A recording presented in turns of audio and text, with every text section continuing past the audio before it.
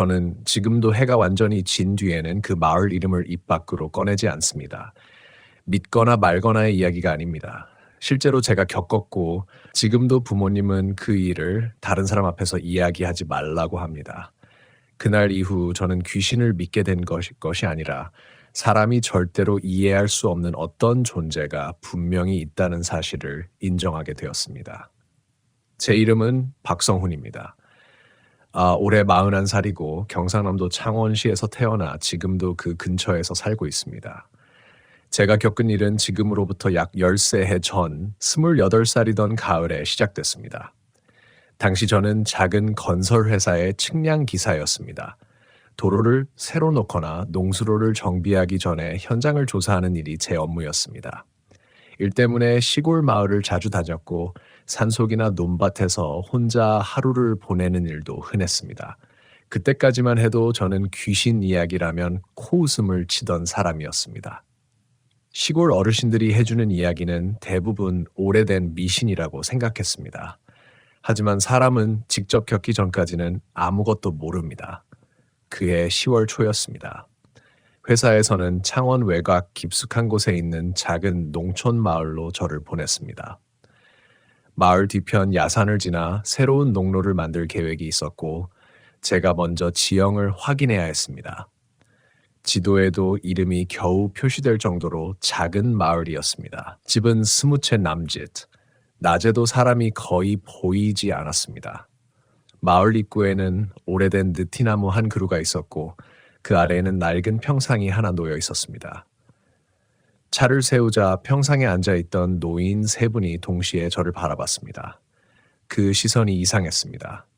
외지 사람이 와서 신기해서 보는 눈빛이 아니었습니다. 마치 제가 왜 하필 오늘 왔는지를 알고 있다는 표정이었습니다.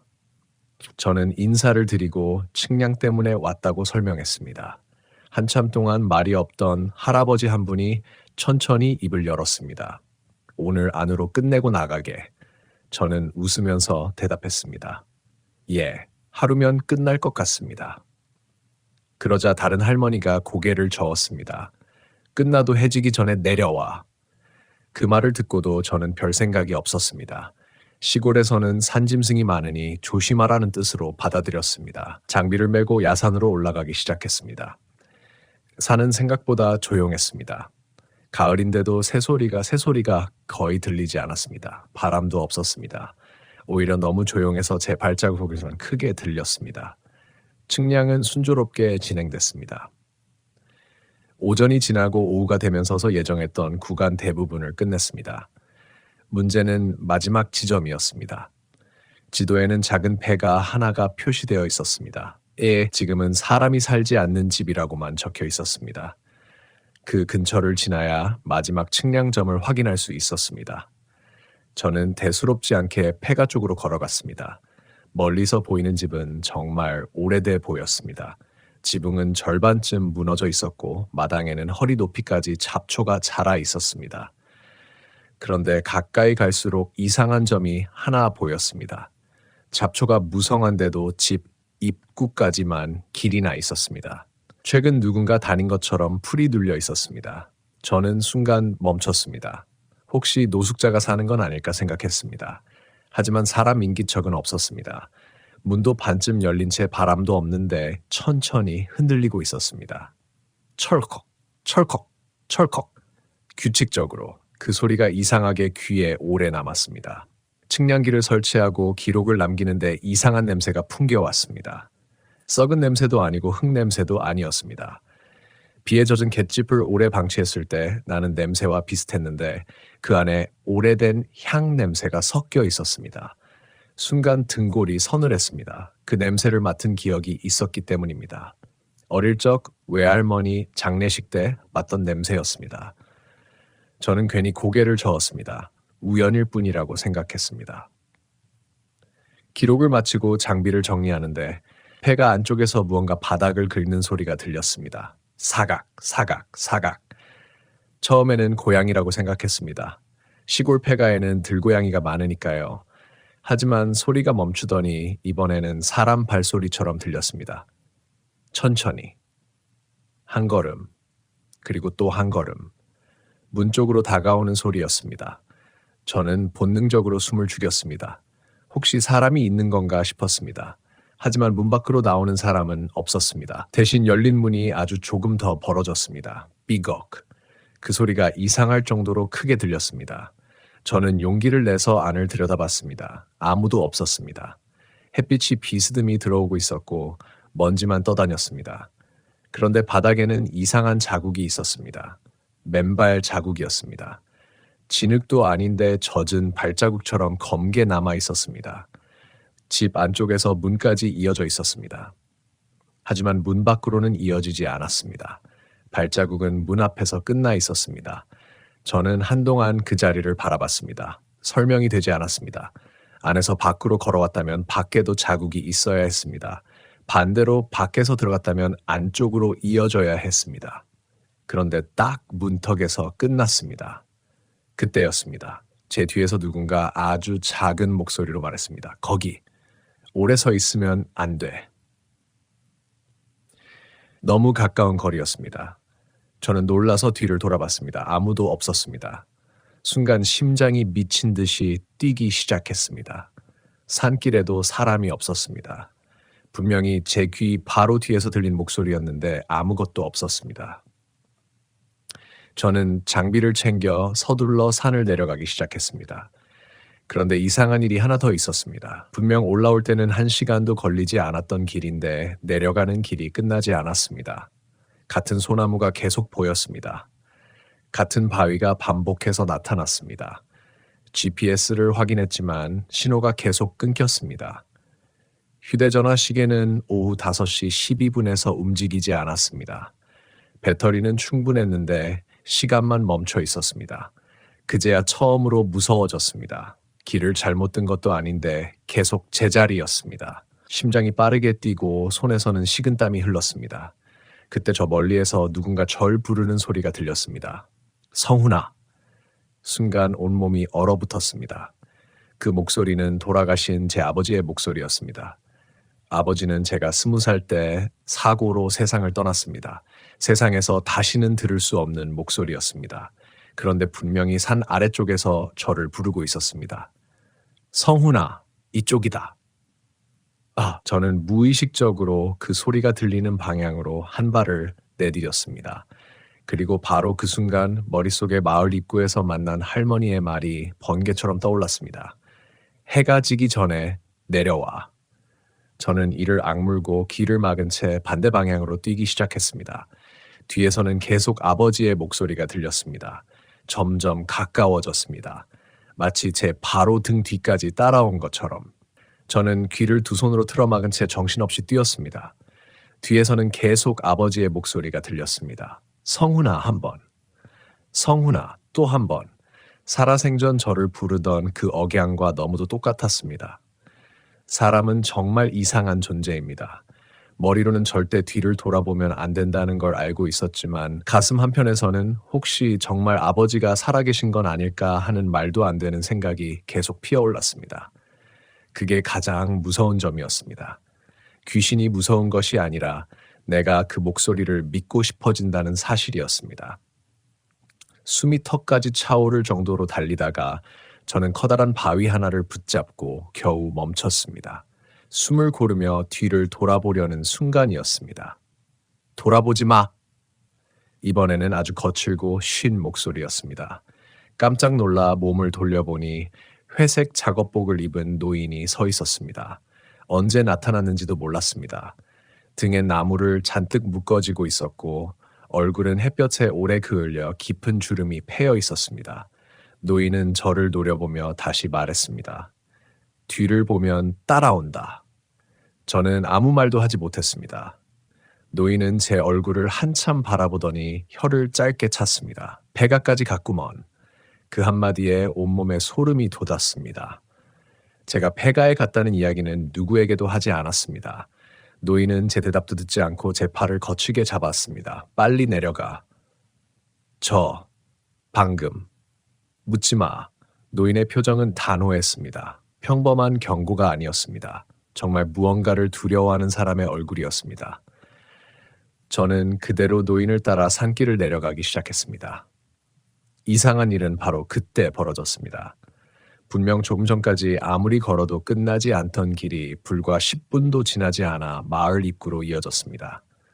GPS도 다시 정상으로 돌아왔습니다. 휴대전화 시계 역시 갑자기 움직이기 시작했습니다. 오후 5시 13분. 멈췄던 시계가 겨우 1분만 지난 것처럼 표시됐습니다.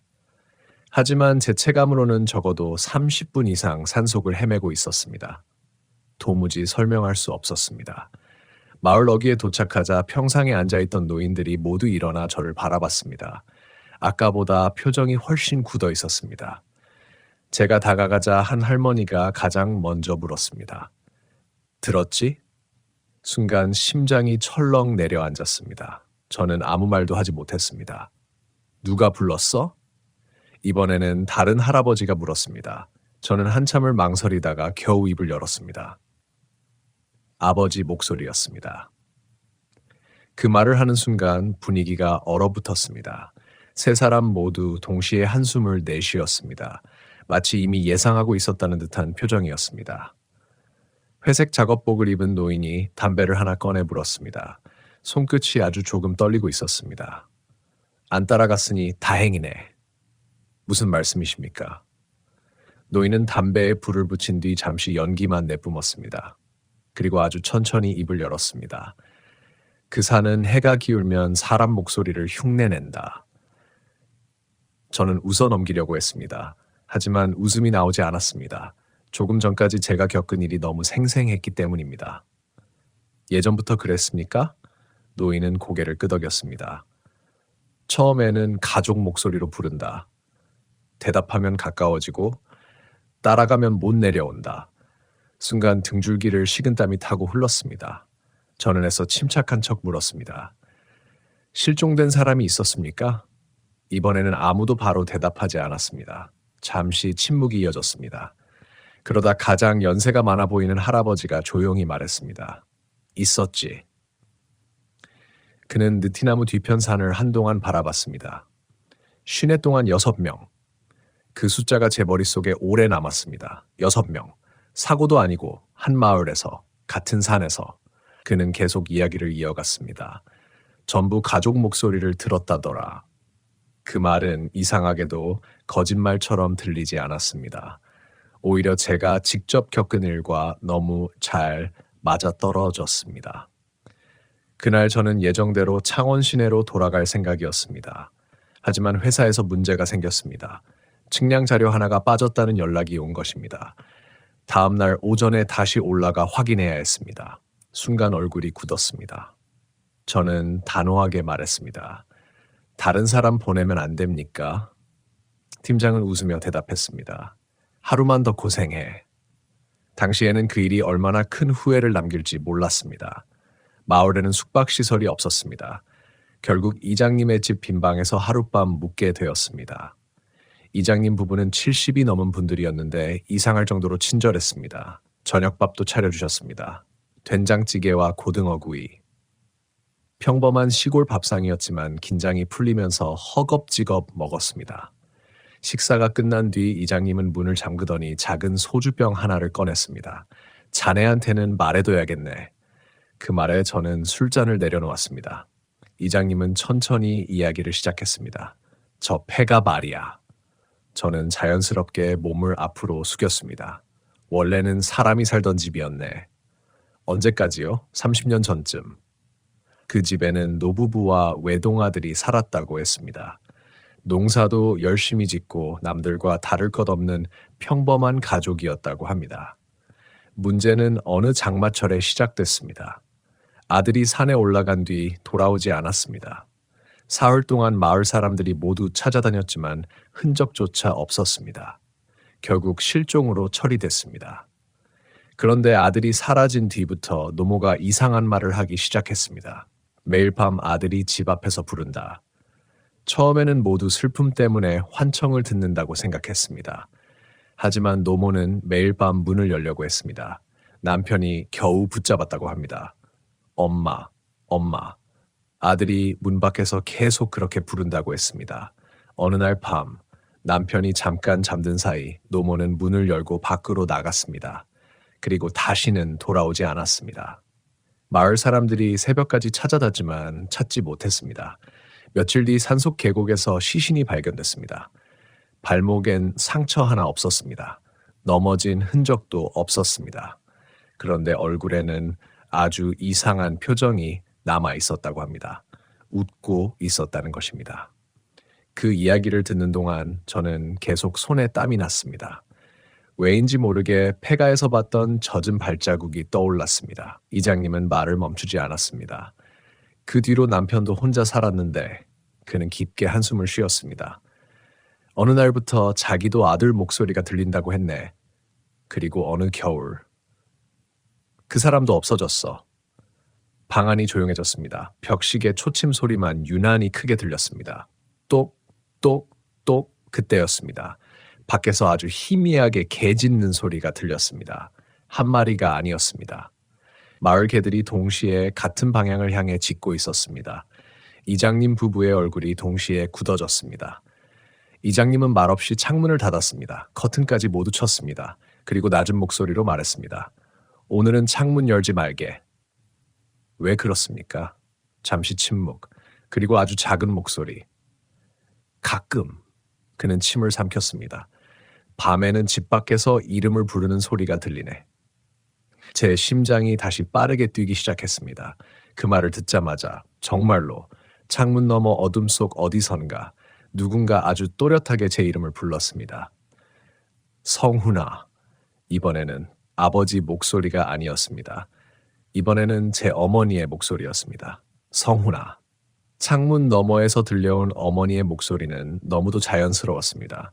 마치 서울에 사는 어머니가 저를 부엌으로 부르듯 아무런 감정의 기복도 없이 평범하게 제 이름을 불렀습니다. 순간 저는 자리에서 벌떡 일어났습니다. 그 반응은 본능에 가까웠습니다. 하지만 동시에 이장님이 제 팔을 강하게 붙잡았습니다. 안 돼. 그 목소리에는 망설임이 없었습니다. 저는 창문 쪽을 바라본 채 숨을 죽였습니다. 어머니 목소리입니다. 이장님은 고개를 끄덕였습니다. 알고 있네. 정말 제 어머니입니다. 아니야. 분명히 그렇게 믿게 만드는 거야. 그 한마디가 제 가슴을 세게 내려쳤습니다. 믿게 만든다. 그 표현이 이상하게도 지금까지 겪은 모든 일을 설명해 주는 것 같았습니다. 잠시 후 다시 목소리가 들렸습니다. 이번에는 조금 더 가까웠습니다. 성훈아, 문 좀 열어. 저는 온몸이 굳었습니다. 어머니는 평생 저를 그렇게 부르셨습니다. 문 좀 열어. 정확히 같은 말투였습니다. 심지어 문장을 끝맺을 때 살짝 숨을 들이마시는 습관까지 똑같았습니다. 저도 모르게 현관 쪽으로 한 걸음을 내디뎠습니다. 그 순간 이장님이 거의 소리치듯 말했습니다. 귀 막아. 이장님 부부는 동시에 귀를 손으로 막았습니다. 저도 정신없이 양손으로 귀를 눌렀습니다. 완전히 들리지 않는 것은 아니었습니다. 손바닥 사이를 비집고 목소리가 스며들었습니다. 왜 안 나와? 엄마잖아. 춥다. 그 마지막 한마디를 듣는 순간 심장이 덜컥 내려앉았습니다. 춥다. 어머니는 추위를 몹시 타는 분입니다. 겨울이면 늘 같은 말을 하셨습니다. 추우니까 문 빨리 닫아. 그 기억이 떠오르자 눈물이 핑 돌았습니다. 이성이 흔들리기 시작했습니다. 혹시 정말 어머니가 오신 건 아닐까? 혹시 사고가 나서 저를 찾으러 오신 건 아닐까? 사람은 두려울수록 가장 믿고 싶은 쪽으로 생각이 기울어진다는 사실을 그때 처음 알았습니다. 얼마나 시간이 흘렀을까요? 밖이 다시 조용해졌습니다. 개 짖는 소리도 멈췄습니다. 이장님은 한참 뒤에야 손을 내렸습니다. 갔네. 저는 온몸에 힘이 빠져 그대로 주저앉았습니다. 식은땀 때문에 셔츠가 등에 달라붙어 있었습니다. 이장님 부인은 말없이 따뜻한 보리차를 한 잔 건네주셨습니다. 손이 너무 떨려 찻잔이 달그락거렸습니다. 한참 동안 아무 말도 하지 못하다가 제가 먼저 입을 열었습니다. 도대체 저게 뭡니까? 이장님은 곧바로 대답하지 않았습니다. 벽에 걸린 오래된 흑백 사진을 바라보다가 천천히 말을 꺼냈습니다. 모르네. 귀신인지 산신인지 아니면 사람 마음을 먹고 사는 무언가인지 그 표현이 오래 남았습니다. 사람 마음을 먹고 사는 것. 생각해보면 그건 사람을 공격하지 않았습니다. 언제나 가장 보고 싶은 사람의 목소리를 빌렸습니다. 가장 약한 기억을 건드렸습니다. 그리고 스스로 걸어가게 만들었습니다. 밤은 길었습니다. 잠을 자려고 누웠지만 눈을 감을 수가 없었습니다. 혹시 또 누군가 제 이름을 부를까봐, 혹시 창문을 두드릴까봐 그런 생각만 계속 들었습니다. 새벽 2시쯤이었을까요? 잠깐 깜빡 졸았던 것 같습니다. 그런데 이상한 소리에 눈을 떴습니다. 툭, 툭. 무언가가 창문을 아주 약하게 두드리고 있었습니다. 나뭇가지가 흔들리는 소리가 아니었습니다. 일정한 간격이었습니다. 툭, 잠시 멈춤, 툭, 잠시 멈춤, 툭. 마치 누군가 손가락 끝으로 유리를 살짝 두드리는 소리였습니다. 저는 숨도 쉬지 못한 채 천장을 바라봤습니다. 방 건너편에선 이장님 부부도 깨어있는 것 같았습니다. 아무도 움직이지 않았습니다. 아무도 말하지 않았습니다. 그 소리만 계속 이어졌습니다. 그러다 갑자기 멈췄습니다. 그리고 이번엔 현관문에서 소리가 났습니다. 똑, 똑, 노크였습니다. 3번. 아주 예의 바르게. 이상하게도 그 노크는 더 무서웠습니다. 억지로 문을 부수려는 것이 아니라 정말 집주인의 허락을 기다리는 사람처럼 느껴졌기 때문입니다. 이장님의 목소리가 아주 작게 들렸습니다. 절대 대답하지 마. 저는 고개만 끄덕였습니다. 노크는 다시 이어졌습니다. 똑, 똑, 똑. 그리고 한동안 아무 소리도 없었습니다. 긴장이 조금 풀리려던 순간 밖에서 아주 작은 웃음소리가 들렸습니다. 처음에는 아이가 웃는 줄 알았습니다.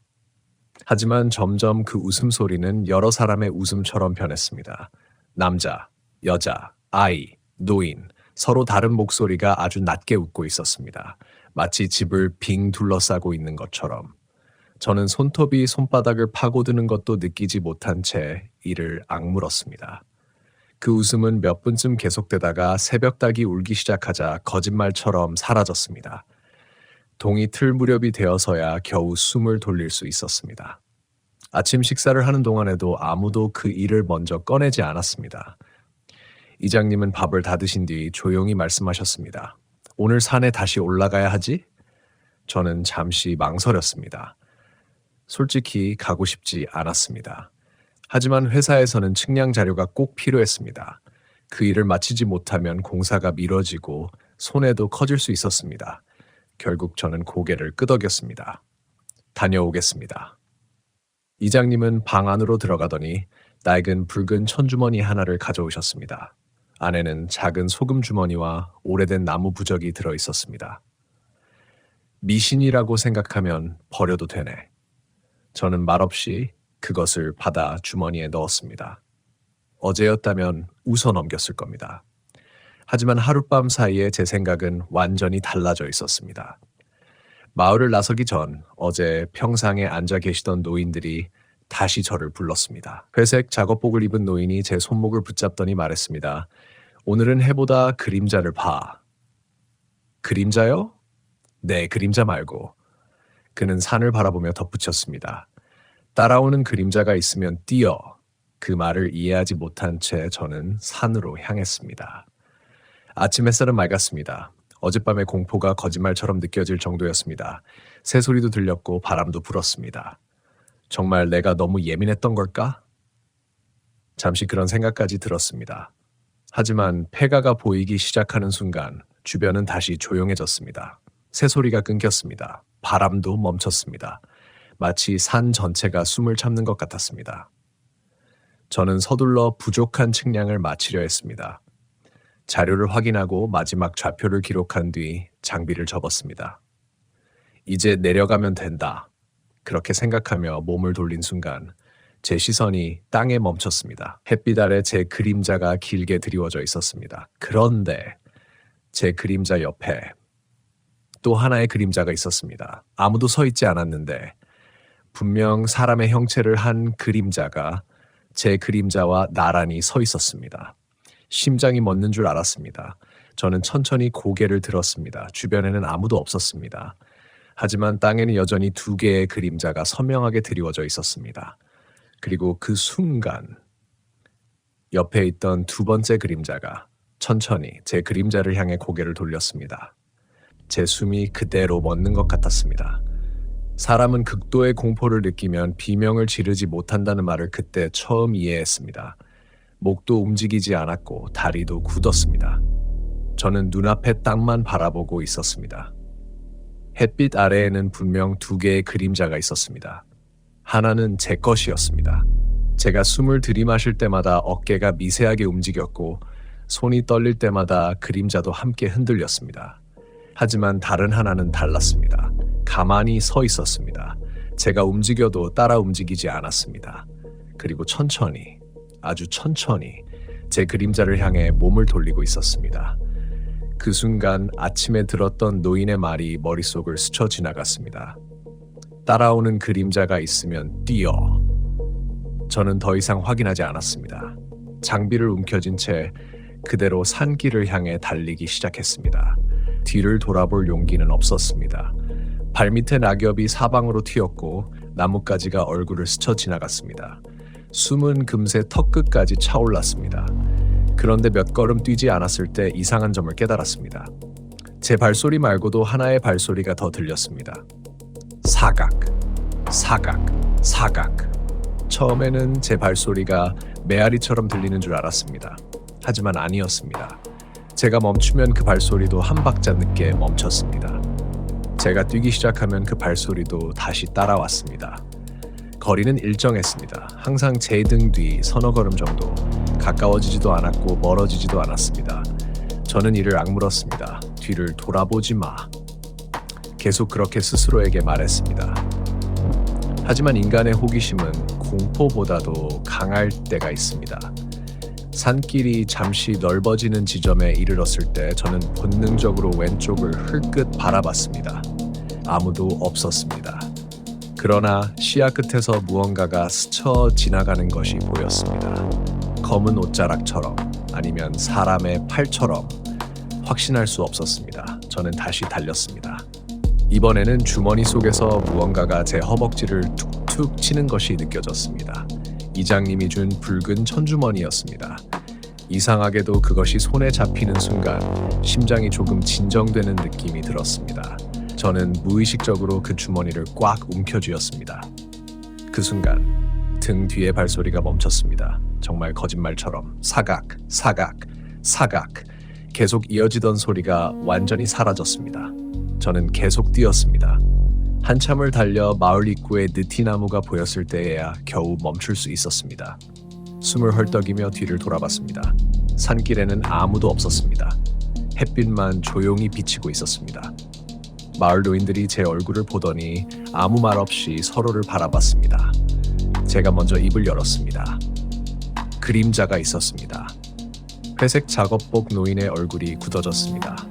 몇 개였어? 2개였습니다. 그는 한숨을 길게 내쉬었습니다. 그럼 아직 널 따라오진 않았네. 저는 그 말의 뜻을 이해하지 못했습니다. 아직이라니요? 노인은 대답 대신 제 뒤를 오래 바라봤습니다.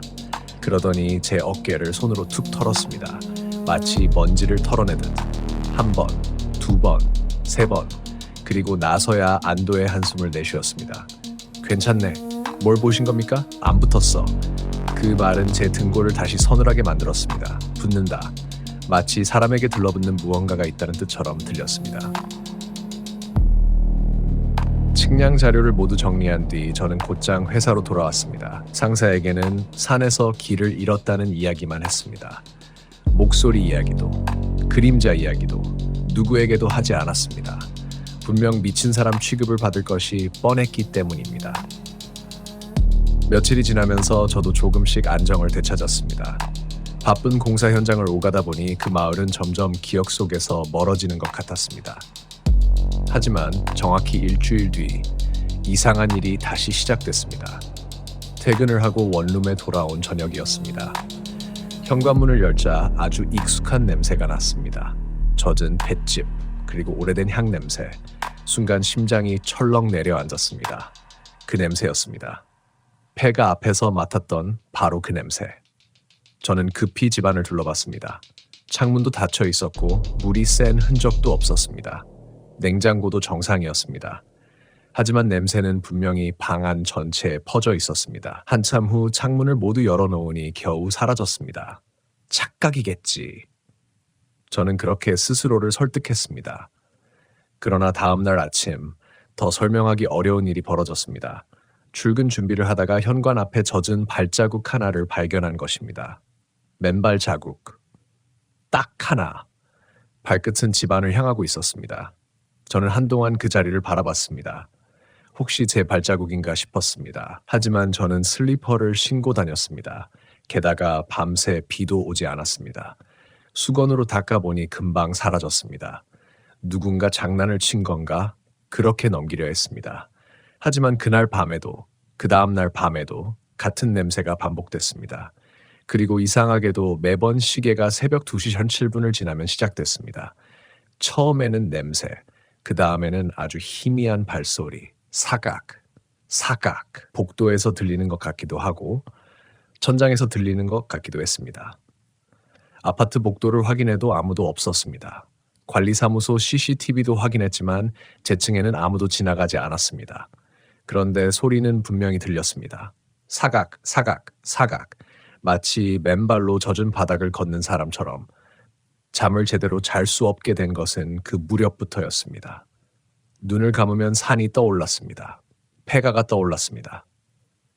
그리고 언제나 마지막에는 그 두 번째 그림자가 제 곁에 서 있는 모습이 보였습니다. 어느 금요일 저녁, 회사 선배인 김태식 씨가 술이나 한잔하자고 했습니다. 평소라면 거절했겠지만 계속되는 불안에서 벗어나고 싶어 따라 나섰습니다. 술자리에서 선배가 제 얼굴을 한참 보더니 물었습니다. 너 요즘 잠 못 자냐? 티 납니까? 눈빛이 새까맣다. 저는 잠시 망설이다가 산에서 겪은 일을 조금만 이야기했습니다. 전부는 아니었습니다. 목소리와 그림자만 말했습니다. 선배는 웃지 않았습니다. 오히려 술잔을 내려놓고 조용히 물었습니다. 창원 어디 산? 제가 마을 이름을 말하자 선배의 표정이 순간 굳어졌습니다. 거기였냐? 아십니까? 선배는 한동안 말이 없었습니다. 그리고 아주 낮은 목소리로 말했습니다. 우리 작은아버지가 거기서 실종됐어. 순간 등줄기를 타고 소름이 올라왔습니다. 언제요? 내가 중학생 때. 시신도 못 찾았다. 저는 말문이 막혔습니다. 선배는 술을 한 모금 마신 뒤 계속 말했습니다. 실종되기 전날. 작은아버지가 이상한 말을 했대. 무슨 말이요? 선배는 제 눈을 똑바로 바라봤습니다. 그리고 제가 평생 잊지 못할 한마디를 했습니다. Open quote. 자꾸 내 그림자가 나보다 먼저 걷는다. Close quote. 선배의 마지막 말이 제 머릿속에서 떠나지 않았습니다. 자꾸 내 그림자가 나보다 먼저 걷는다. 순간 등골이 싸늘해졌습니다. 제가 산에서 봤던 두 번째 그림자가 떠올랐기 때문입니다. 그림자는 사람을 따라다니는 것이 당연합니다. 하지만 누군가의 그림자가 먼저 걷는다는 말은 상식으로는 설명할 수 없는 일이었습니다. 저는 술잔을 내려놓았습니다. 입안이 바짝 말라 있었습니다. 그 뒤에는 어떻게 됐습니까? 선배는 잠시 창밖을 바라봤습니다. 가게 유리창에는 빗방울이 하나둘 맺히기 시작했습니다. 실종되기 전 일주일 동안 이상한 행동을 했대. 밤에 혼자 밖으로 나가기도 하고 자꾸 뒤를 돌아보면서 누가 따라온다고 했지. 그 말은 너무도 익숙했습니다. 저 역시 며칠 전부터 무언가가 뒤를 따라오는 기분을 떨칠 수 없었기 때문입니다. 선배는 계속 말했습니다. 그리고 마지막 날, 그는 술잔을 손으로 천천히 굴렸습니다. 집을 나가면서 웃었대. 웃었다는 말에 가슴이 철렁 내려앉았습니다. 이장님이 들려준 폐가의 노모 이야기도 떠올랐습니다. 계곡에서 발견됐을 때 웃고 있었다. 같은 표현이었습니다. 우연이라고 하기에는 너무 닮아 있었습니다. 그날 술자리는 오래가지 않았습니다. 집으로 돌아오는 내내 선배의 말이 머릿속에서 맴돌았습니다. 그림자가 먼저 걷는다. 엘리베이터 거울에 비친 제 얼굴은 며칠 사이 눈에 띄게 수척해져 있었습니다. 현관문을 열기 전 습관처럼 뒤를 돌아봤습니다. 복도에는 아무도 없었습니다. 그런데 바닥을 보는 순간 심장이 덜컥 내려앉았습니다. 복도 조명 아래 제 그림자가 길게 늘어져 있었습니다. 그리고 아주 잠깐, 정말 눈을 한번 깜빡일 정도의 순간이었습니다. 그 그림자가 제가 멈추기 전에 먼저 멈춘 것처럼 보였습니다. 저는 그대로 얼어붙었습니다. 아니다. 착각이다. 눈의 피로 때문일 수도 있었습니다. 술을 조금 마셔서 착시가 생긴 것일 수도 있었습니다. 저는 일부러 다시 걸어보았습니다. 한 걸음, 또 한 걸음. 이번에는 정상적으로 움직였습니다. 안도의 한숨이 나왔습니다. 하지만 그날 밤, 잠을 자려던 순간 이상한 일이 또 일어났습니다. 침대 옆 벽에는 창문으로 들어오는 가로등 불빛 때문에 제 그림자가 희미하게 비치고 있었습니다. 저는 천장을 바라보다 무심코 벽으로 시선을 돌렸습니다. 그리고 그대로 숨이 멎을 뻔했습니다. 제 그림자는 분명 침대에 누워 있었습니다. 하지만 그림자의 머리만 아주 천천히 저를 향해 돌아오고 있었습니다. 저는 벌떡 몸을 일으켰습니다. 그 순간 그림자도 원래대로 돌아왔습니다. 숨이 가빠졌습니다. 손끝은 얼음처럼 차가웠습니다. 그날 이후 저는 방 안불을 끄지 못하게 되었습니다. 며칠 뒤 결국 저는 어머니를 찾아갔습니다. 산에서 들었던 목소리 때문에 괜히 얼굴이라도 보고 싶었습니다. 부모님 집은 창원 시내 외곽에 있었습니다. 어머니는 제 얼굴을 보자마자 놀라셨습니다. 성훈아. 네, 너 어디 아프냐? 저는 웃으며 괜찮다고 했지만 어머니는 제 손을 오래 붙잡고 계셨습니다. 그러다 문득 이상한 말씀을 하셨습니다. 며칠 전부터 이상한 꿈을 계속 꾼다. 저는 아무 말도 하지 않았습니다. 누가 계속 널 데리고 가려고 해. 순간 숟가락을 놓칠 뻔했습니다. 무슨 꿈인데요? 어머니는 기억을 더듬듯 천천히 말씀하셨습니다. 안개 낀 산에서 내가 어떤 사람을 따라 걸어가. 내가 아무리 불러도 어머니의 목소리가 조금 떨렸습니다. 넌 한 번도 뒤를 안 돌아보더라. 등줄기를 식은땀이 타고 흘렀습니다. 저는 산에서 뒤를 돌아보지 않았습니다. 그 사실은 누구에게도 말한 적이 없었습니다. 어머니는 계속 말씀하셨습니다. 그 사람 얼굴은 안 보였어. 근데 이상하게 잠시 말을 멈추신 어머니는 저를 바라보았습니다. 그림자만 보였어. 숨이 턱 막혔습니다. 저는 더 이상 아무 말도 할 수 없었습니다. 그날 저녁 부모님 집에서 하룻밤을 묵게 되었습니다. 어머니는 계속 집에 있으라고 하셨습니다. 요즘 내 얼굴이 너무 안 좋다. 저도 쉬고 싶은 마음이 컸습니다. 밤 10시쯤 거실에서 TV를 보다가 깜빡 잠이 들었습니다. 얼마나 잤을까요? 갑자기 무언가 저를 깨웠습니다. 아주 작은 소리였습니다. 사각, 사각. 처음에는 빗소리인 줄 알았습니다. 하지만 아니었습니다. 누군가 맨발로 마당을 걷는 소리였습니다. 사각, 사각, 사각. 창문 바로 아래를 천천히 지나가는 소리. 저는 조심스럽게 몸을 일으켰습니다. 거실은 어두웠고 TV만 꺼져 있었습니다. 벽시계를 봤습니다. 2시 17분. 심장이 미친 듯 뛰기 시작했습니다. 또 그 시간이었습니다. 저는 숨을 죽인 채 창문 가까이 다가갔습니다. 커튼 틈 사이로 마당이 조금 보였습니다. 처음에는 아무것도 없었습니다. 그런데 몇 초 뒤, 마당 끝 감나무 아래에 누군가 서 있는 것이 보였습니다. 검은 사람 형체, 얼굴은 보이지 않았습니다. 가만히, 정말 움직이지도 않은 채 서 있었습니다. 저는 커튼을 조금 더 벌렸습니다. 그 순간 그 형체가 아주 천천히 고개를 들어 집을 바라봤습니다. 비록 얼굴은 보이지 않았지만 이상하게도 저를 보고 있다는 것을 알 수 있었습니다. 그리고 그때 제 뒤에서 어머니 목소리가 들렸습니다. 성훈아. 깜짝 놀라 뒤를 돌아보니 어머니가 방문 앞에 서 계셨습니다. 잠에서 막 깨신 얼굴이었습니다. 왜 안 자니? 저는 다시 창문을 바라봤습니다. 감나무 아래는 비어 있었습니다. 아무도 없었습니다. 저는 안도의 한숨을 내쉬려다 멈췄습니다. 마당 흙바닥에 젖은 맨발 자국이 하나둘 남아 있었습니다. 감나무 아래에서 시작해 천천히 거실 창문 바로 앞까지 이어져 있었습니다. 그리고 마지막 발자국은 창문 바로 아래에서 끊겨 있었습니다. 마치 누군가 거기 서서 한참 동안 집안을 들여다보고 있었던 것처럼 그 모습을 본 어머니의 얼굴에서 핏기가 사라졌습니다. 어머니는 떨리는 목소리로 제게 말씀하셨습니다. 성훈아, 네, 저 발자국. 잠시 침묵이 흘렀습니다. 그리고 아주 작은 목소리로 발 뒤꿈치가 앞을 보고 있다. 순간 제 머릿속이 새하얘졌습니다. 다시 자세히 바라보았습니다. 정말이었습니다. 사람이 걸으면 발가락이 앞으로 향해야 하는데 그 젖은 발자국은 발 뒤꿈치가 집 쪽을 향한 채 마치 뒤로 걸어온 것처럼 찍혀 있었습니다. 저는 한동안 그 발자국에서 눈을 떼지 못했습니다. 처음에는 어머니가 잘못 보신 줄 알았습니다. 사람이 공포에 휩싸이면 익숙한 모양도 다르게 보이는 경우가 있으니까요. 하지만 몇 걸음 앞으로 다가가 다시 확인한 순간 제 마지막 기대도 무너졌습니다.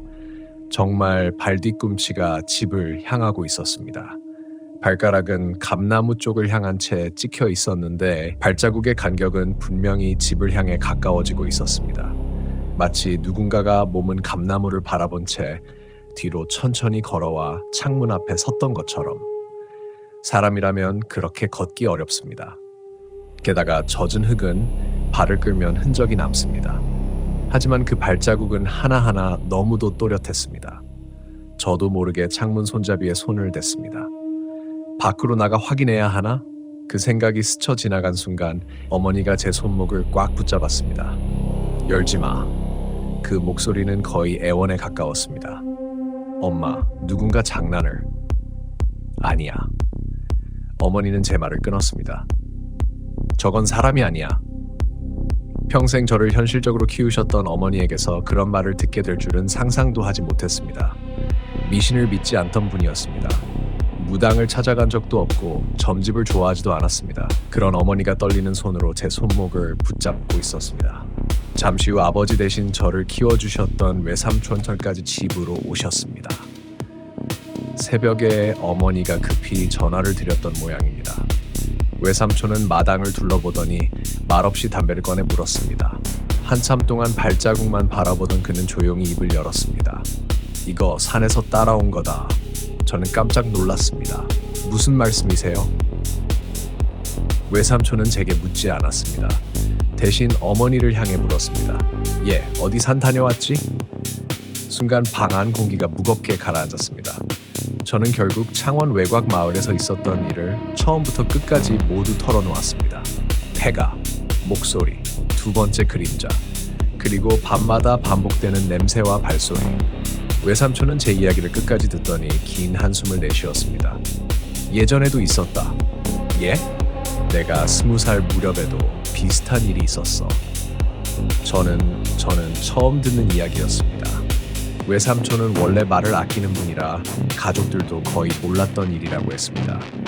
당시 외삼촌은 벌목일을 했는데 합천과 창원 경계에 있는 산을 자주 드나들었다고 합니다. 어느 겨울 동료 한 명이 산속에서 이상한 목소리를 들었다고 했습니다. 죽은 형의 목소리였다고 합니다. 처음에는 모두 농담으로 넘겼습니다. 그런데 며칠 뒤부터 그 사람은 이상해졌습니다.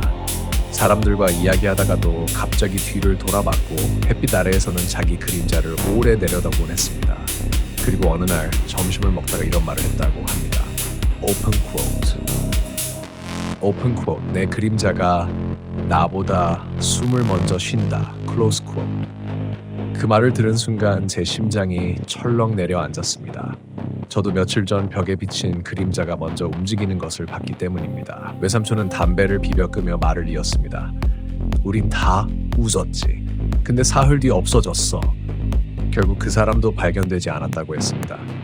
경찰과 구조대까지 동원됐지만 흔적조차 찾지 못했습니다. 그 이후 벌목꾼들 사이에서는 이상한 규칙 하나가 생겼다고 합니다. 산에서 자기 이름을 들으면 절대 대답하지 말 것. 그리고 하나가 더 있었습니다. 그림자를 오래 바라보지 말 것. 외삼촌은 저를 데리고 창원 시내에서 조금 떨어진 작은 절을 찾았습니다. 유명한 곳은 아니었습니다. 관광객도 거의 없는 오래된 산사였습니다. 절 입구에 들어서자 이상하게 가슴을 짓누르던 답답함이 조금 가벼워지는 느낌이 들었습니다. 주지스님은 팔순이 가까워 보이는 노승이었습니다. 제 얼굴을 보자마자 미간을 찌푸렸습니다. 산에 들어갔다 왔습니까? 저는 아무 말도 하지 않았습니다. 스님은 제 대답을 기다리지도 않았습니다. 잠시 저를 바라보다가 손을 내저었습니다. 잠깐 앉으세요. 법당 안은 향 냄새가 은은하게 퍼져 있었습니다. 스님은 제 손목을 가만히 바라보더니 말씀하셨습니다. 밤에 잠이 안 옵니까? 네. 새벽 2시가 지나면 누가 부르죠? 저는 숨이 멎는 줄 알았습니다. 어머니도 외삼촌도 아무 말도 하지 않았습니다. 그런데도 스님은 마치 이미 알고 있다는 듯 차분했습니다. 저는 그동안 있었던 일을 모두 설명했습니다. 스님은 끝까지 눈을 감고 듣기만 했습니다. 이야기가 끝나자 조용히 말씀하셨습니다. 따라온 건 아닙니다. 순간 안도의 한숨이 나왔습니다. 하지만 그 다음 말이 더 무서웠습니다. 아직. 무슨 뜻입니까? 스님은 창밖을 바라보았습니다. 바람의 풍경이 아주 작게 흔들렸습니다. 맑은 소리였습니다. 그것은 사람을 한 번에 데려가지 않습니다. 먼저 익숙해지게 만들죠. 목소리에, 냄새에, 그림자에. 제 손끝이 차갑게 식었습니다. 스님은 계속 말씀하셨습니다. 사람이 더 이상 놀라지 않게 되면 잠시 침묵, 그리고 아주 조용한 목소리, 그때 데려갑니다. 법당 안이 순식간에 차갑게 느껴졌습니다. 저는 떨리는 목소리로 물었습니다. 그럼 어떻게 해야 합니까? 스님은 잠시 생각하더니 작은 염주 하나를 건네주셨습니다. 부적보다 중요한 게 있습니다. 뭡니까? 의심하세요. 저는 이해하지 못했습니다. 스님은 제 눈을 바라보며 분명하게 말씀하셨습니다. 앞으로 보고 듣는 모든 것을. 심지어 잠시 말을 멈춘 스님은 아주 천천히 덧붙였습니다. 자기 자신까지도. 그 말이 끝나자마자 법당 한쪽에 걸린 오래된 거울이 제 눈에 들어왔습니다. 무심코 거울을 바라본 저는 그대로 얼어붙었습니다. 거울 속에는 어머니, 외삼촌, 스님, 그리고 저, 분명 4사람이 서 있었습니다. 하지만 거울 속 제 모습만 아주 느리게, 다른 사람들보다 반박자 늦게 고개를 들고 있었습니다. 저는 거울에서 눈을 떼지 못했습니다. 처음에는 제가 잘못 본 줄 알았습니다. 사람의 시선은 쉽게 착각을 만들어냅니다. 특히 며칠째 제대로 잠도 자지 못한 상태라면 더욱 그렇습니다. 저는 일부러 천천히 오른손을 들어보았습니다. 거울 속의 사람들도 동시에 손을 들었습니다. 어머니도, 외삼촌도, 스님도, 그리고 저도 아무 이상이 없었습니다. 순간 안도의 숨이 나왔습니다. 역시 착각이었구나. 하지만 그 안도감은 오래가지 않았습니다. 손을 다시 내리려는 순간이었습니다. 제 실제 손은 이미 무릎 위에 내려와 있었는데 거울 속의 제 손은 아직도 천천히 내려오고 있었습니다. 딱 한 박자, 아주 미세한 차이였습니다. 누군가는 눈치채지 못했을지도 모릅니다. 하지만 저는 분명히 봤습니다. 등줄기를 따라 식은땀이 흘러내렸습니다. 스님도 그 거울을 바라보고 계셨습니다. 그분은 놀라지 않았습니다. 오히려 이미 예상하고 있었다는 듯 눈을 감으셨습니다. 보였습니까? 저는 겨우 고개를 끄덕여 스님은 길게 한숨을 쉬었습니다. 생각보다 빠르군요. 무슨 말씀이십니까? 스님은 대답 대신 거울 앞으로 걸어가 손바닥을 유리에 살며시 올렸습니다. 사람은 자기 모습을 가장 쉽게 믿습니다. 그래서 가장 먼저 속습니다. 그 말은 당시에는 이해되지 않았습니다. 하지만 나중에 모든 일이 끝난 뒤에는 그 의미를 누구보다도 잘 알게 되었습니다. 절에서 돌아온 뒤 저는 회사에 휴가를 냈습니다. 몸도 마음도 한계였습니다. 밤마다 반복되는 발소리와 냄새 때문에 더 이상 정상적인 생활을 할 수 없었습니다. 회사에서는 과로 때문이라 생각하는 것 같았습니다. 저 역시 그렇게 믿고 싶었습니다. 혹시 병원에 가면 불면증이나 스트레스 진단이라도 받을 수 있을지 기대했습니다. 며칠 뒤 정신건강의학과를 찾았습니다. 의사는 제 이야기를 끝까지 차분히 들었습니다. 물론 저는 귀신이나 그림자 이야기는 하지 않았습니다. 잠을 못 잔다, 환청이 들리는 것 같다, 불안감이 심하다, 그 정도만 말했습니다. 의사는 스트레스성 불면과 불안 증상일 가능성이 높다며 약을 처방해 주었습니다. 그날 밤 저는 처음으로 수면제를 먹고 잠들었습니다. 정말 오랜만에 깊은 잠이 찾아오는 것 같았습니다. 그런데 꿈을 꾸었습니다. 안개가 자욱한 산길이었습니다. 저는 혼자 걷고 있었습니다. 주변에는 아무도 없었습니다. 그런데 이상하게도 발소리는 두 개였습니다. 사각, 사각, 사각, 제 발소리. 그리고 제 바로 앞에서 들리는 또 하나의 발소리. 저는 천천히 고개를 들었습니다. 안개 너머에 누군가 걷고 있었습니다. 등만 보였습니다. 키도, 체격도, 걸음걸이도 전부 저와 똑같았습니다. 저는 무의식적으로 그 사람을 따라가기 시작했습니다. 가까워질수록 이상한 기분이 들었습니다. 왜인지 저 사람의 등을 오래전부터 알고 있었던 것 같았습니다. 거리가 두세 걸음 정도로 가까워졌을 때 그 사람이 멈췄습니다. 저도 따라 멈췄습니다. 그리고 그 사람이 천천히 뒤를 돌아보기 시작했습니다. 저는 얼굴을 보려고 했습니다. 하지만 끝까지 얼굴은 보이지 않았습니다. 안개 때문이 아니었습니다. 얼굴이 있어야 할 자리에 짙은 그림자만 있었습니다. 그 순간 그 그림자가 입을 열었습니다. 이제 내 차례야. 저는 비명을 지르며 잠에서 깼습니다. 온몸이 땀으로 흠뻑 젖어 있었습니다. 시계를 봤습니다. 새벽 2시 17분, 또 그 시간이었습니다. 잠에서 깬 뒤에도 심장은 진정되지 않았습니다. 물을 마시려고 부엌으로 나갔습니다. 집안은 조용했습니다. 냉장고 돌아가는 소리만 희미하게 들렸습니다. 물을 따르려던 순간 창문 유리에 제 모습이 비쳤습니다. 저는 무심코 제 모습을 바라봤습니다. 창문은 검게 변한 거울처럼 집안을 비추고 있었습니다. 그런데 유리 속에 저는 웃고 있었습니다. 저는 웃고 있지 않았습니다. 입술은 굳게 다물고 있었습니다. 하지만 유리 속에 저는 입꼬리가 아주 천천히 올라가고 있었습니다. 순간 손에 들고 있던 컵을 떨어뜨렸습니다. 쨍그랑 유리가 깨지는 소리와 함께 환영도 사라졌습니다. 저는 뒤로 비틀거리며 주저앉았습니다. 숨이 제대로 쉬어지지 않았습니다. 내가 미쳐가는 건가? 처음으로 그런 생각이 들었습니다. 혹시 스님 말씀처럼 더 이상 남을 의심할 단계가 아니라 제 자신을 의심해야 하는 상황이 된 걸까? 다음 날 오전 전화 한 통이 걸려왔습니다. 발신자는 창원 외곽 그 마을의 이장님이었습니다. 번호를 어떻게 아셨는지 묻기도 전에 이장님은 떨리는 목소리로 말씀하셨습니다. 성훈 씨, 예, 큰일 났네. 순간 가슴이 철렁했습니다. 무슨 일입니까? 잠시 침묵, 그리고 어제 산에 또 사람이 들어갔네. 저는 아무 말도 하지 못했습니다. 실종됐어. 등줄기가 싸늘해졌습니다. 누굽니까? 이장님은 깊게 한숨을 내쉬었습니다. 서울에서 온 사진작가라더군.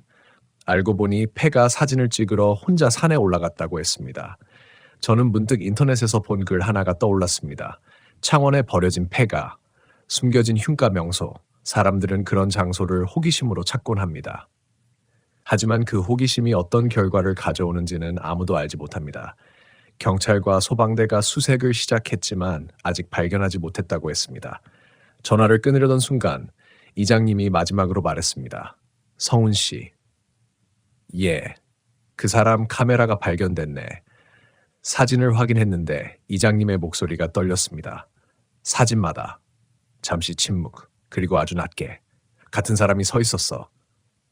저는 심장이 멎는 줄 알았습니다. 무슨 사람 말씀이십니까? 사진작가 혼자 찍은 사진인데. 사진마다. 뒤에, 야, 성훈 씨가 서 있었네. 순간 휴대전화가 제 손에서 미끄러져 바닥으로 떨어졌습니다. 휴대전화가 바닥에 떨어지는 소리가 집안에 크게 울렸습니다. 저는 한동안 그것을 주워들지도 못했습니다. 심장이 너무 빠르게 뛰어서 손끝의 감각이 사라지는 것 같았습니다. 사진마다 제 모습이 찍혀 있었다. 말이 되지 않았습니다. 그 사진작가를 저는 본 적도 없었습니다. 그날 이후 그 마을에는 다시 가지도 않았습니다. 그런데 어떻게 제 모습이 사진마다 찍힐 수 있다는 말입니까? 저는 떨리는 손으로 다시 전화를 걸었습니다. 이장님은 한참 만에 전화를 받았습니다. 이장님, 사진을 저한테 보여주실 수 있습니까? 잠시 침묵이 흘렀습니다. 오게. 직접 봐야 믿을 테니까.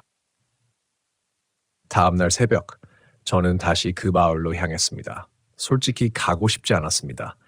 차를 돌리고 싶은 마음이 수십 번도 넘게 들었습니다. 하지만 확인하지 않고서는 앞으로 단 하루도 제대로 살 수 없을 것 같았습니다. 마을 입구의 느티나무는 예전 그대로였습니다. 하지만 분위기는 완전히 달랐습니다. 경찰차 2대, 129 구조차, 노란 통제선, 그리고 산 입구를 바라보며 모여있는 마을 사람들. 모두의 얼굴이 굳어 있었습니다. 이장님은 저를 보자 말없이 회관으로 데려갔습니다. 낡은 책상 위에 디지털 카메라 하나가 놓여 있었습니다. 경찰 허락받고 복사해둔 거네. 그는 메모리 카드를 컴퓨터에 연결했습니다. 사진이 하나씩 화면에 나타나기 시작했습니다. 첫 번째 사진, 산 입구. 아무 이상 없었습니다. 두 번째 사진, 폐가 앞. 역시 특별한 것은 없었습니다. 세 번째 사진, 폐가 옆 우물. 저는 화면을 보는 순간 숨을 멈췄습니다. 우물 뒤쪽, 나무 사이에 누군가 서 있었습니다. 검은 점처럼 작게 보였습니다. 이장님이 사진을 확대했습니다. 제 얼굴이었습니다. 분명 저였습니다. 제가 입던 회색 작업복, 허리에 차던 줄자, 모든 것이 똑같았습니다.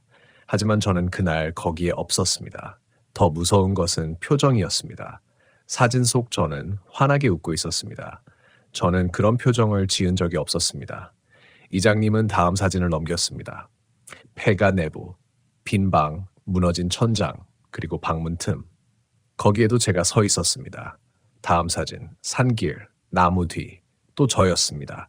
다음 사진, 계곡, 물가, 또 저였습니다. 사진 작가는 한 번도 저를 찍으려고 한 적이 없었습니다. 그런데 모든 사진 속에 제가 있었습니다. 언제나 조금씩 가까워지고 있었습니다. 마지막 사진이 화면에 나타났습니다. 사진 작가가 셀프 타이머를 맞춰놓고 폐가 앞에서 찍은 사진이었습니다. 그는 카메라를 바라보며 서 있었습니다. 그리고 그의 바로 뒤, 손을 그의 어깨 위에 올리고 있는 사람이 있었습니다. 저였습니다. 하지만 확대해보니 그것은 제가 아니었습니다. 제 얼굴을 하고 있었지만 눈동자가 없었습니다. 새까만 구멍뿐이었습니다. 그리고 입은 귀가 찢어질 만큼 크게 웃고 있었습니다. 방 안이 조용해졌습니다. 저는 아무 말도 할 수 없었습니다. 그날 오후 경찰이 사진 작가를 발견했습니다. 폐가에서 멀지 않은 계곡 아래였습니다. 다행히 살아 있었습니다. 하지만 의식은 없었습니다. 며칠 뒤 깨어났다는 소식을 듣고 저는 경찰 허락을 받아 병원을 찾아갔습니다. 사진 작가는 30살쯤 되어 보이는 평범한 사람이었습니다. 그는 저를 보자마자 얼굴이 새하얗게 질렸습니다. 그리고 침대 끝까지 몸을 밀어붙이며 떨기 시작했습니다. 오지 마. 저는 얼어붙었습니다. 저를 아십니까? 그는 제 얼굴을 가리키며 거의 울먹였습니다. 당신이 아니야. 당신 뒤에 있는 놈. 순간 저는 천천히 뒤를 돌아봤습니다. 아무도 없었습니다. 병실문만 닫혀 있었습니다. 다시 그를 바라보자 그는 눈을 감고 중얼거렸습니다. 계속 따라왔어. 처음엔 당신 뒤에. 나중에는 그는 이를 딱딱 부딪히며 말을 이어갔습니다. 당신하고 나란히 걷더라. 스사 저는 더 이상 아무것도 묻지 못했습니다. 그날 이후 저는 회사를 그만뒀습니다. 산에 들어가는 일은 다시는 하지 않았습니다. 몇 년 동안 상담도 받았고 잠도 조금씩 되찾았습니다. 밤 2시 17분만 되면 자동으로 눈이 떠지는 습관은 오래도록 남았지만 시간이 흐르면서 그 빈도도 줄어들었습니다. 이제는 결혼도 했고 아이도 있습니다. 겉으로 보기에는 평범한 삶입니다. 하지만 지금도 저는 몇 가지 원칙을 절대 어기지 않습니다. 밤에 누군가 제 이름을 불러도 바로 대답하지 않습니다. 산에서 가족 목소리가 들려도 절대 따라가지 않습니다. 그리고 무엇보다 해가 질 무렵에는 제 그림자를 오래 바라보지 않습니다. 사람들은 제 이야기를 들으면 대부분 스트레스와 환각 때문이라고 말합니다. 저도 한때는 그렇게 믿으려고 했습니다. 실제로 그렇게 생각하는 편이 훨씬 마음이 편합니다. 하지만 아직도 설명되지 않는 것이 하나 있습니다. 사진작가의 카메라에 찍힌 사진들은 모두 경찰이 보관했습니다. 그런데 사건이 끝난 지 반년쯤 지난 어느 날 담당 형사에게서 전화가 왔습니다. 그는 이상한 일이 생겼다고 했습니다.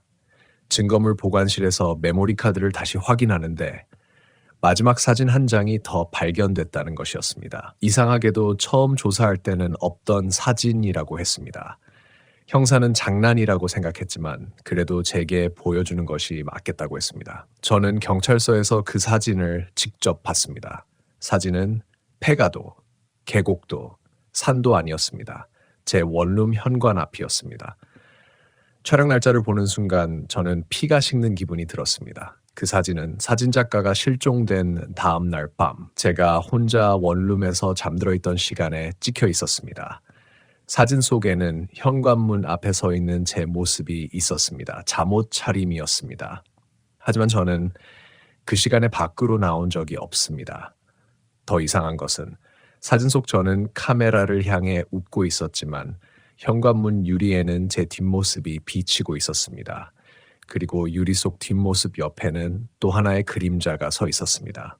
형사는 처음에는 단순한 빛의 반사라고 했습니다. 저도 그렇게 믿고 싶었습니다. 그런데 사진을 확대하는 순간 그 그림자의 손이 유리 속 제 어깨를 천천히 붙잡고 있는 것이 보였습니다. 그날 이후 저는 그 사진을 다시는 보지 않았습니다. 하지만 지금도 가끔 늦은 밤 불을 끄고 창문을 바라보다 보면 유리에 비친 제 모습보다 그림자가 아주 조금 늦게 움직이는 것처럼 느껴질 때가 있습니다. 그래서 저는 확인하지 않습니다. 혹시 그것이 단순한 착시라면 굳이 확인할 이유가 없습니다. 하지만 만약 착시가 아니라면 확인하는 순간부터는 그것이 정말 제 그림자인지 아닌지인지 구분할 수 없게 될지도 모르니까요. 이 이야기를 하는 이유는 단 하나입니다. 혹시 언젠가 여러분도 산속이나 외딴 시골에서 가장 그리운 사람의 목소리가 자신의 이름을 부르는 일을 겪게 된다면 제발 한 번만 더 의심하십시오. 그리고 절대로 뒤를 돌아보지 마십시오.